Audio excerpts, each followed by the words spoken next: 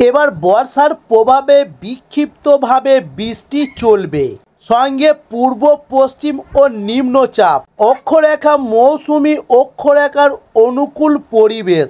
দূরত্ব এগোচ্ছে বর্ষা। উত্তরে আরব সাগরের বেশিরভাগ এলাকায় ঢুকে পড়েছে মৌসুমি বায়ু।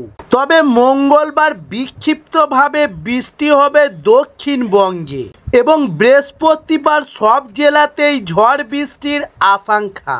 তাই বলা যায় বুধ ও বৃহস্পতিবার ভারী বৃষ্টির পরিমাণ ও ব্যাপকতা আরও বাড়বে। পাশাপাশি উত্তরবঙ্গের উপরের জেলায় ভারী বৃষ্টির পূর্বাভাস। মঙ্গলবার বৃষ্টি বাড়বে, অতি ভারী বৃষ্টির সতর্কতা।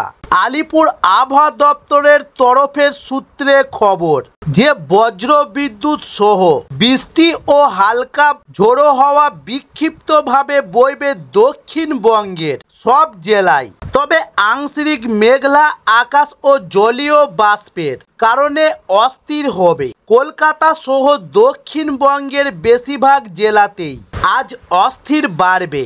তবে মঙ্গল ও বুধবার বীরভূম ও মুর্শিদাবাদ জেলাতে ভারী বৃষ্টির সতর্কতা।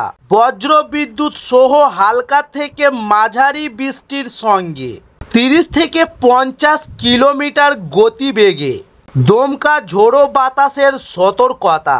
তবে অন্যদিকে মঙ্গলবার কলকাতা সহ দক্ষিণবঙ্গের সব জেলাতেই ঝড় বৃষ্টির আশঙ্কা।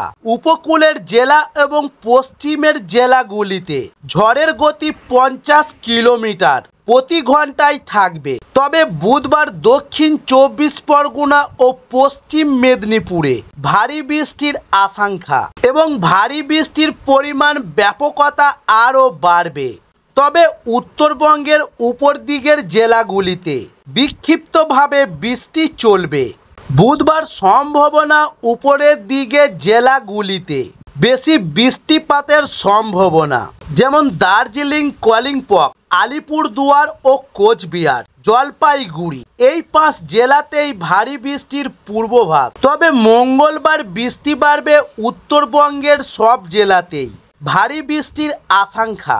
মালদহ ও উত্তর দক্ষিণ দিনাজপুরে এবং ভারী বৃষ্টির পূর্বাভাস রয়েছে দার্জিলিং, আলিপুরদুয়ার ও কোচবিহার, জলপাইগুড়ি এই 5 জেলাতেই ভারী বৃষ্টির সতর্কতা রয়েছে সোমবার থেকে বৃহস্পতিবার পর্যন্ত।